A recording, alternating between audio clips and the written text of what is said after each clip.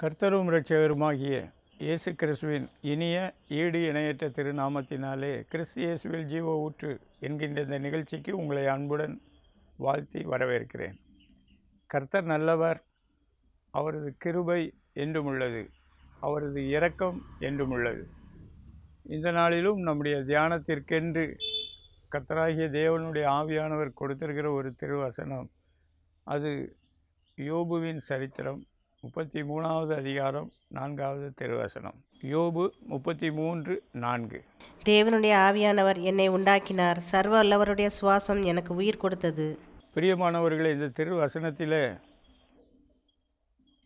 ஆண்டவராகிய இயேசு கிறிஸ்து நமக்கு இதில் உள்ள ஆழமான உள் அர்த்தங்களை நமக்கு வெளிப்படுத்த வேண்டும் என்று விரும்புகிறார்.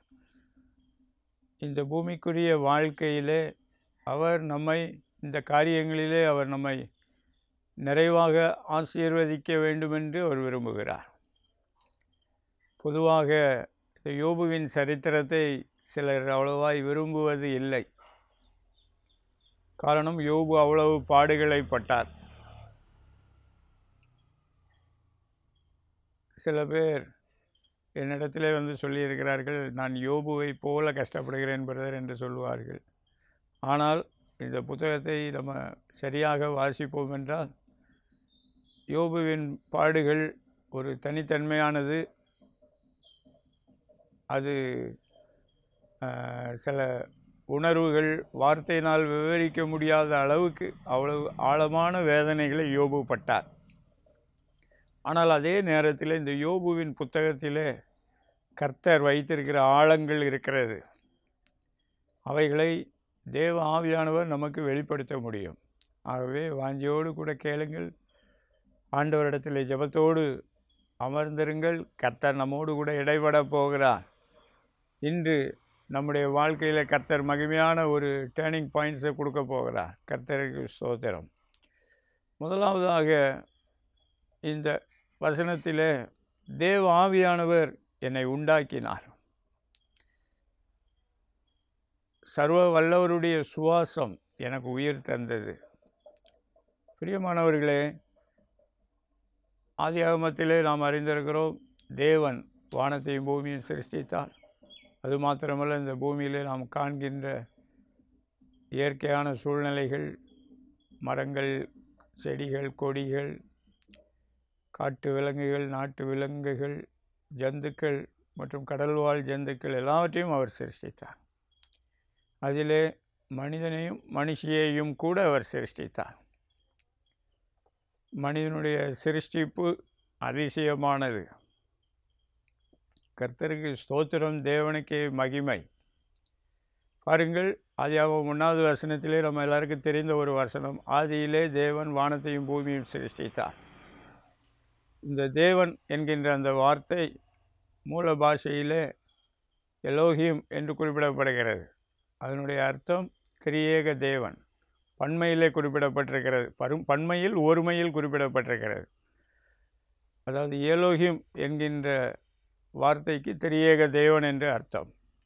அதே நேரத்தில் ஆண்டவராகிய இயேசு கிறிஸ்து சிலுவையிலே தொங்கும்போது ஏலி ஏலி என்று கூப்பிட்டார். ஏலி என்றால் சிங்குலர், ஒருமையிலே தேவனை நோக்கி அவர் கூப்பிட்டார். ஆகவே நாம் அதை புரிந்து கொள்ள வேண்டும். தேவனாகிய கர்த்தர் உங்களையும் என்னையும் சிருஷ்டித்ததிலே திரியேக தேவனாக அவர் நின்று அவர் நம்மை சிருஷ்டித்திருக்கிறார். அது மாத்திரமல்ல, மனிதனுக்குள்ளும் இந்த மூவொரு தன்மை இருக்கிறது. ஒவ்வொரு மனுஷனும் மனுஷியும் ஆவி, ஆத்துமா, சரீரம் என்று நாம் ஒவ்வொருவரும் 3 தன்மைகளை ஒருங்கே பெற்றவர்களாக நாம் இருந்து கொண்டே இருக்கிறோம். கர்த்தருக்கு ஸ்தோத்திரம், தேவனுக்கே மகிமை. நம்முடைய சிருஷ்டிப்பு அதிசயமானது. தாவீது அரசன் சங்கீதத்தில் குறிப்பிடுகிறார், நான் பிரமிக்கத்தக்க அதிசயமாய் உருவாக்கப்பட்டபடியால் உம்மை துதிப்பேன் என்று சொல்லி. ஆமாம், மூத்த ஊழியர் ஒருவர் குறிப்பிட்டார், ஒரு மருத்துவ கல்லூரியிலே படிக்கிற ஒரு மாணவி, அவள் மருத்துவ கல்லூரியில் நுழைந்த உடனேயே மனுஷனுடைய சரீரத்திலே உள்ள நரம்புகள், தசைகள், இரத்த ஓட்டங்கள், இரத்த நாளங்கள் எல்லாவற்றையும் பார்த்த பொழுது அவள் பிரமித்து கர்த்தரை துதித்தாள் என்று குறிப்பிட்டார். ஆம், எனக்கு அன்பான தேவனுடைய ஜனமே, நீங்களும் நானும் உண்டாக்கப்பட்ட விதம், சிருஷ்டிக்கப்பட்ட விதம், பரலோகத்திலே உள்ள திரியேக தேவனுக்கு ஒரு மகிமை எப்பொழுதும் நாம் செலுத்தக்கூடிய விதத்திலே நம்முடைய சரீரத்தை அவர் சிருஷ்டித்திருக்கிறார். கர்த்தருக்கு ஸ்தோத்திரம், தேவனுக்கே மகிமை. அந்த தேவனை நாம் அறிந்திருக்க வேண்டும். அந்த தேவனை அறிகிறதிலே நாம் வளர்ந்து கொண்டே இருக்க வேண்டும். அதில் விட்டுவிடக்கூடாது. ஆமாம், அது மிகவும் அவசியமான ஒரு காரியம். ஆமாம், என்னுடைய நண்பர் ஒருவர் புற மதத்தை சார்ந்தவர். அவர் ஒரு முறை என்னிடத்திலே சொன்னார், பொதுவாக மக்கள் எல்லாரும் இறைவனை பார்க்க வேண்டுமென்றால் ஒரு குறிப்பிட்ட நாளை நியமித்து மிகுந்த ஆயத்தத்தோடு போய் வருவார்கள். என்னிடத்திலே குறிப்பிட்டார், ஆனால் நீயோ எப்பொழுதும் கர்த்தரிடத்திலே ஜெபித்து கொண்டே இருக்கிறாய், ஆகவே நீ எப்பொழுதும் தேவனோடு கூட இருக்கிறாய் என்று சொல்லி அவர் என்னை பார்த்து என்னை உற்சாகப்படுத்தினார். பிரியமானவர்களே, ஆண்டவராகிய இயேசு கிறிஸ்துவின் முதல் வருகையின் நோக்கமே அந்த காணக்கூடாத பரலோகத்தின் தேவனை இந்த பூமியில் எல்லாரும் காணக்கூடிய விதத்திலே அவர் வெளி காண்பித்தார். அவருடைய நாமம் இம்மானுவேல். இம்மானுவேல் என்றால் தேவன் நம்மோடு இருக்கிறார் என்று அர்த்தமா. அது மாத்திரமல்ல, அந்த இம்மானுவேல் தேவன் நாமும் அவருடைய தெய்வீகத்திலும் தேவன் விரும்புகிற மனிதத்துவத்திலும் நாம் பங்கு பெற வேண்டும் என்பதற்காக 2000 ஆண்டுகளுக்கு முன்பதாக சிலுவையில் தன்னைத்தானே கொடுத்தார். அவர் இந்த பூமியில் வந்து 33.5 ஆண்டுகள் உங்களையும் என்னையும் போல மாம்சத்திலும் இரத்தத்திலும் உள்ளவராய் வெளிப்பட்டு உலாவி, அதற்கு பிறகு இந்த பூமியில் உள்ள மனுக்குலம் எல்லாரும் ரட்சிக்கப்பட வேண்டும் என்பதற்காக அவர் தன்னுடைய வெளியேறப்பட்ட இரத்தத்தை சிந்தி பரலோகத்திலே உள்ள அந்த பிதாவாகிய தேவனுக்கு முன்பதாக ஒப்புரவாக்கும்படிக்கு அவர் அப்படி செய்தார். மறுபடியும் பிதாவாகிய தேவன் அவரை 3ஆம் நாளிலே வேத வாக்கியங்களின்படி உயிரோடு எழுப்பினார். இன்று அவர் நம்மை முற்றுமுடிய ரட்சிக்க வல்லவராக இருக்கிறார். அந்த இம்மானுவேல் ஜென்ரேஷனில் உங்களையும் என்னையும் அவர் சேர்த்து கொள்கிறார். பாருங்கள், நம்முடைய குற்றங்கள் குறைவுகளை அவருடைய சிலுவையின் இரத்தத்தின் மூலமாக மன்னிக்கிறார். அவர் தன்னுடைய ஆவியானவரால் நம்மை நிரப்புகிறார்.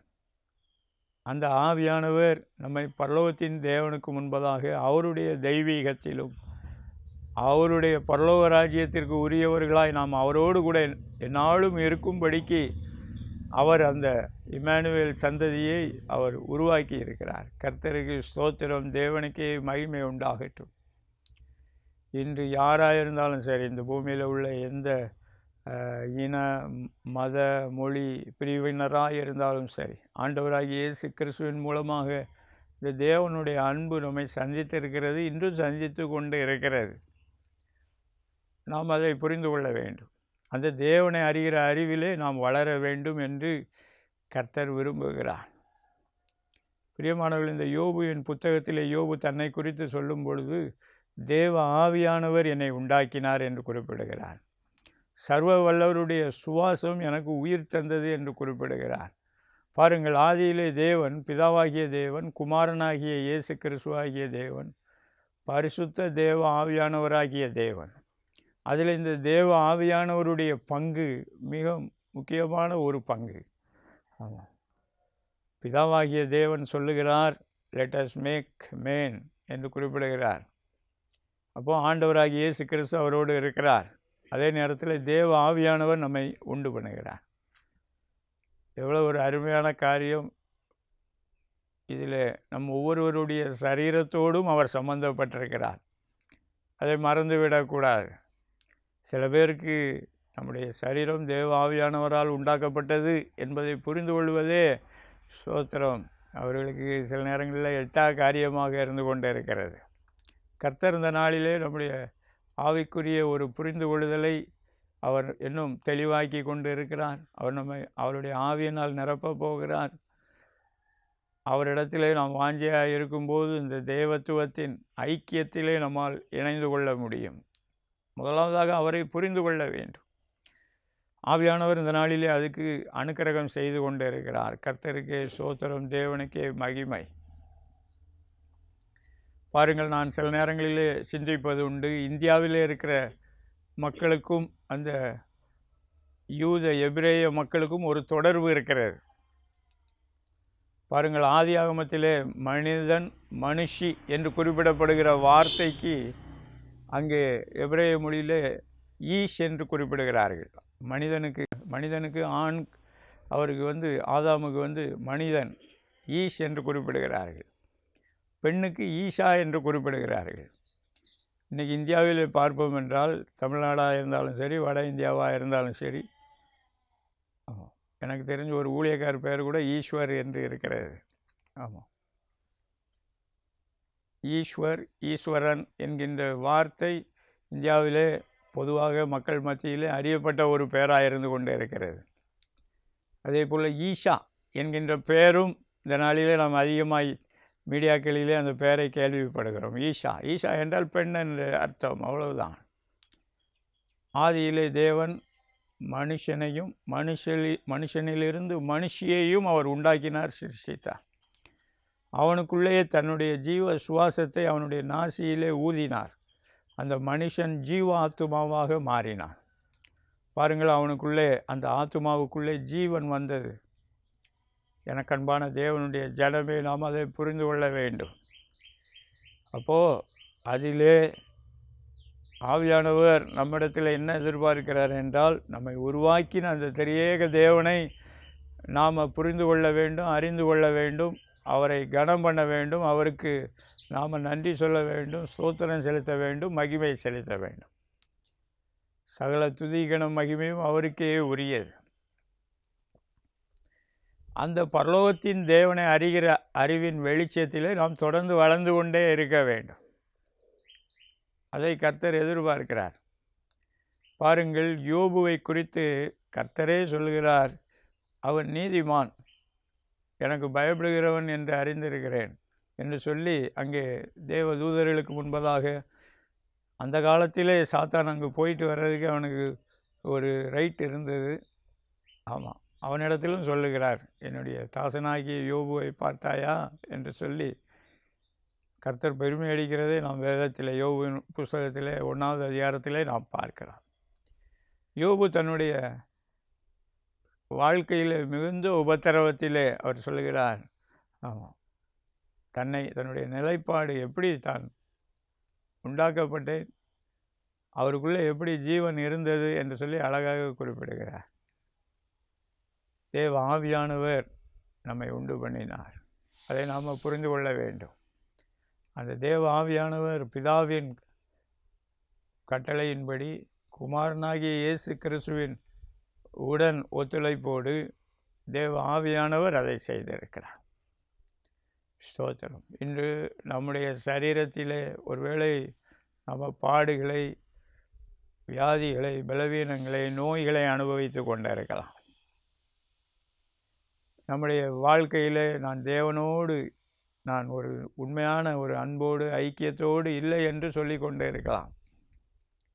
இன்று எனக்கு அன்பான தேவ ஜனமே, இன்று உங்களை கர்த்தருக்கு முன்பதாக இந்த விஷயத்திலே உங்களுடைய நிலைமையை நீங்கள் புரிந்து கொண்டு, ஸ்தோத்திரம், நீங்கள் ஒருவேளை தேவனுக்கு தூரமாக இருந்து கொண்டு இருந்தாலும், ஆண்டவராகிய இயேசு கிறிஸ்துவின் இரத்தத்தின் மூலமாக என்னுடைய குற்றங்களை மன்னியும் ஆண்டவரை, நீர் மரித்து உயிர்த்ததை நான் விசுவாசிக்கிறேன், நீர் அதை தேவனோடு ஒப்புரவாக்கும்படிக்கு தான் அதை செய்தீர் என்பதை நான் அறிகிறேன், எனக்கு உதவி செய்யும், எனக்கு இறங்கும் என்று கேட்பீர்கள் என்றால், இந்த நொடியில் தானே தேவனுடைய பிள்ளை என்கின்ற ஒரு நிச்சயத்தை கர்த்தர் உங்களுக்கு கொடுக்க அவர் வல்லவராக இருந்து கொண்டே இருக்கிறார்.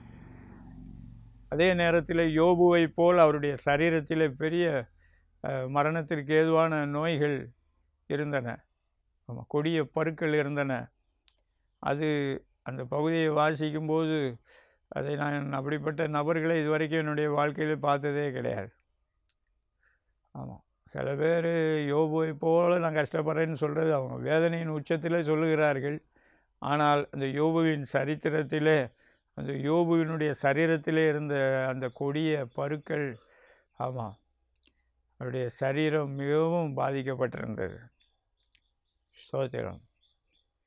யோபுவின் புத்தகத்திலே அவர் கடைசி அதிகாரத்திலே கடைசி ஒரு 5 அதிகாரங்களிலே கர்த்தர் பெருங்காற்றிலிருந்து அவரோடு பேசுகிறார்.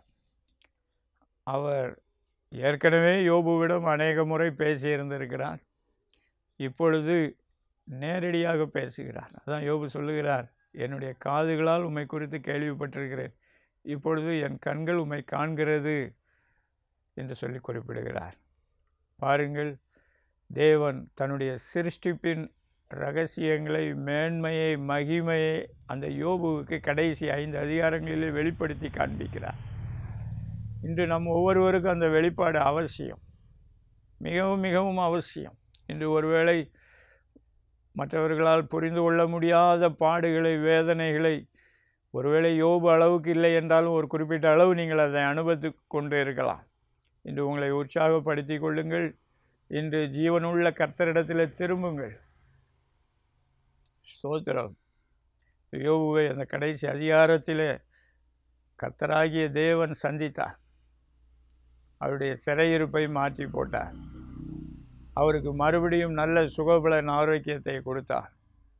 அதற்கு பிறகும் அவருக்கு ஆயுசு காலத்தை கூட்டி கொடுத்தார். பாருங்கள், அதற்கு பிறகும் அவர் 150க்கும் மேலான ஆண்டுகள் அவர் இந்த பூமியிலே ஜீவனோடு கூட இருந்தார். கர்த்தருக்கு ஸ்தோத்திரம். அது மாத்திரமல்ல, அவர் இழந்த எல்லா நன்மைகளையும் ஆசீர்வாதங்களையும் ரெட்டிப்பாக கொடுத்தார். ஆமாம், அவருக்கு 3 பெண் குமாரத்திகளை கொடுத்தார்.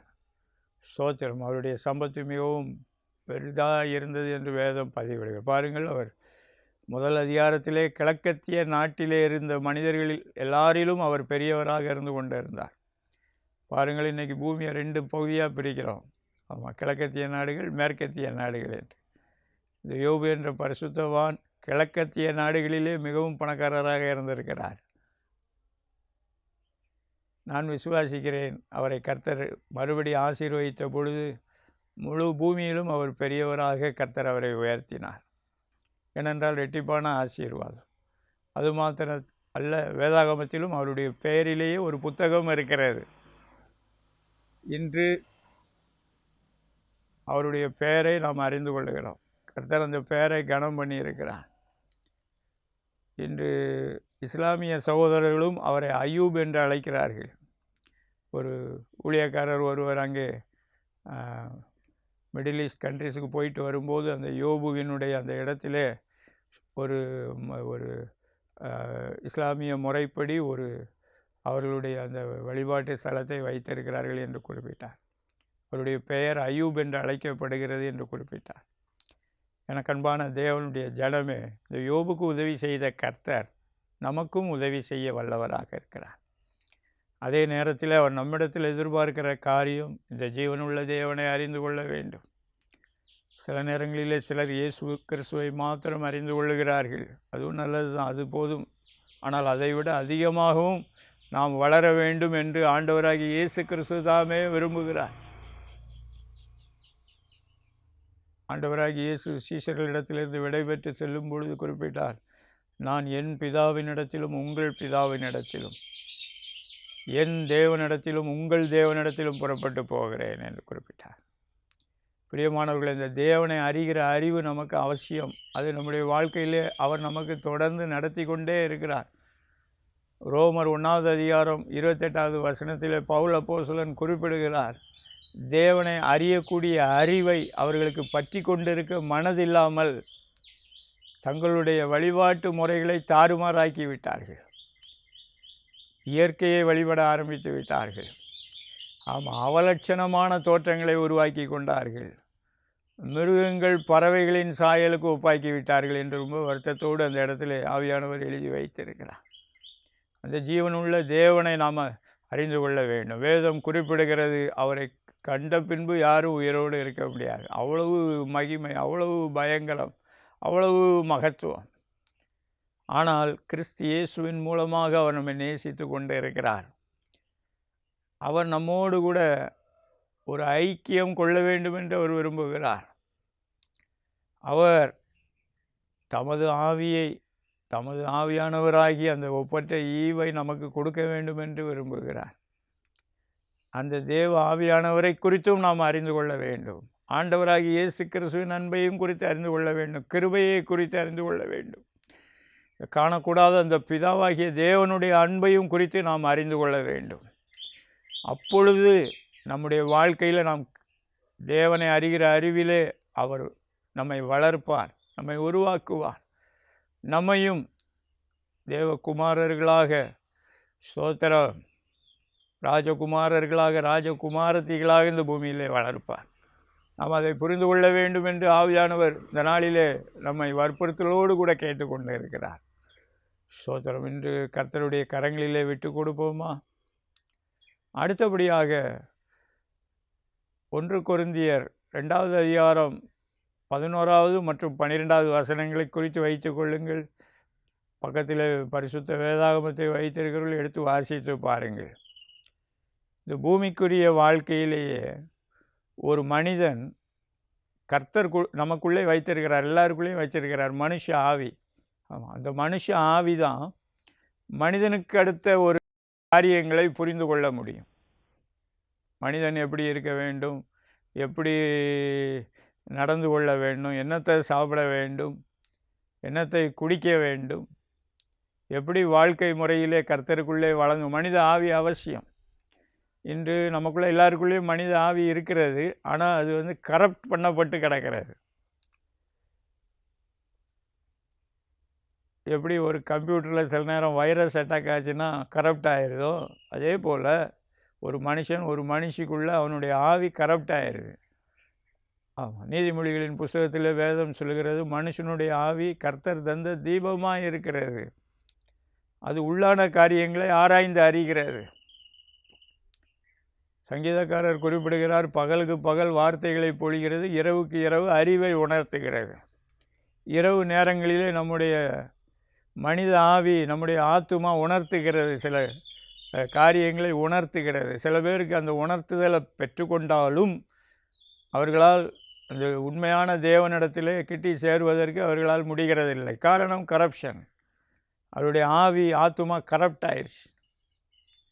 சோத்திரம். நீங்கள் கம்ப்யூட்டர் பயன்படுத்துகிறவா இருப்பீர்கள் என்றால் அதை எளிதிலே அறிந்து கொள்வீர்கள். இப்போ ஆண்டவராகி இயேசு கிறிஸ்து தன்னுடைய இரத்தத்தின் மூலமாகவும் தம்முடைய வார்த்தைகளின் மூலமாகவும் அந்த ஆவியை, அந்த ஆத்துமாவை உயிர்ப்பிக்கிறார். தன்னுடைய சத்திய வசனங்களை கொடுக்கிறார். அதன் மூலமாக அந்த ஆவி ஆத்துமா வாழ்கிறது. ஸ்தோத்திரம். மனித காரியங்களை நாம் புரிந்து கொள்ள முடியும். இன்றைக்கி மேலை நாடுகளிலே, முக்கியமாக மேற்கத்திய, அது இப்பொழுது இந்தியாவுக்குள்ளேயும் வர முயற்சி பண்ணி கொண்டிருக்கிறது. ஆதியிலே தேவன் மனிதனை ஆணும் பெண்ணுமாக தான் சிருஷ்டித்தார். 3வது பாலினத்தை அவர் உருவாக்கவில்லை. ஆனால் இன்று 3வது பாலினத்தையும் நாம் கர்த்தருக்குள்ளே மதிக்கிறோம். காரணம், ஆண்டவர் சொல்லியிருக்கிறார் ஏசாயாவின் புத்தகத்திலே, 3வது பாலினம் மற்றவர்களுடைய தவறான செயல்பாடுகளினால் அவர்கள் அன்னகர்களாக்கப்பட்டிருக்கிறார்கள், அன்னகர்களையும் என்னுடைய ஜெப வீட்டிலே கொண்டு வந்து சந்தோஷப்படுத்துவேன் என்று சொல்லியிருக்கிறார். ஆனால் மேலை நாடுகளிலே அந்த 3ஆம் பாலினத்துக்கு அதிக முக்கியத்துவம் கொடுத்து அதை சட்டபூர்வமானதாக அதை இன்றைக்கி நான் சில நேரங்களிலே தொலைக்காட்சியிலே பார்த்துருக்கிறேன். இந்த அன்னகர்களாக இருந்து ரட்சிக்கப்பட்டு அபிஷேகம் பெற்று ஊழியம் பண்ணப்பட்டவர்களும் கூட, ஸ்தோத்திரம், தங்களுடைய தத்து பிள்ளைகள் இல்லையென்றால் அதற்கு முன்பு பிறந்த பிள்ளைகள் நல்ல முறையிலே வளர வேண்டும் என்று எதிர்பார்க்கிறார்கள். அது மனித ஆவி அவர்களுக்கு அந்த ஒரு உணர்த்துதலை கொடுத்திருக்கிறது. ஆனால் இன்று மேலை நாடுகளிலே அதற்காக கொடி பிடித்து கொண்டு, ஆமாம், அது எங்களுக்கு அது உரிமை போராட்டம், அவங்களுக்கு நியாயமான உரிமைகள் கொடுக்கலாம். ஆனால் அந்த காரியங்களை வளர்க்கும்படிக்கு ஆதரவான காரியங்களை செய்யக்கூடாது.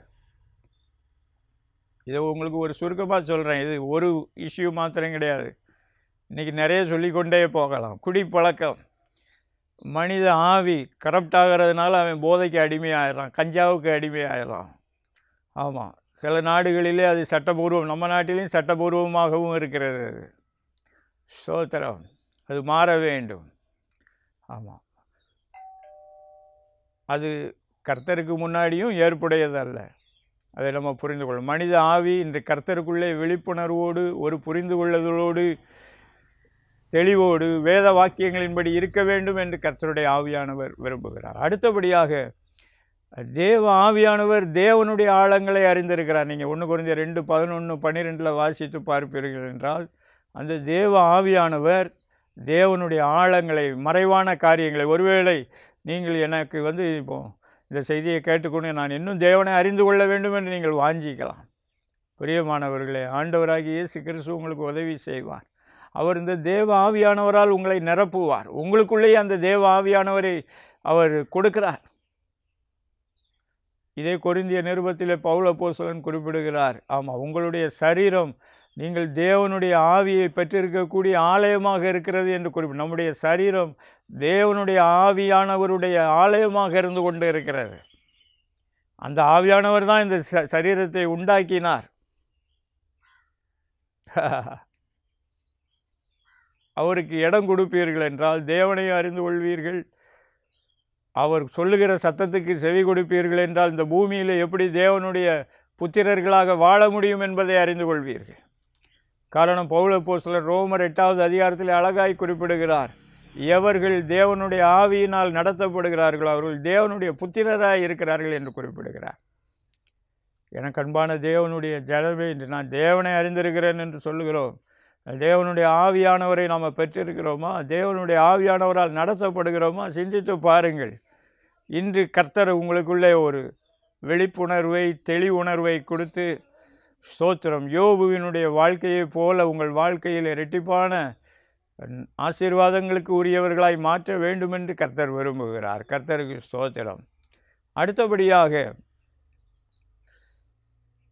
ஆண்டவராகிய இயேசு கிறிஸ்து உயிர்ப்பிக்கிற ஆவியானவராக இருந்து கொண்டே இருக்கிறார்.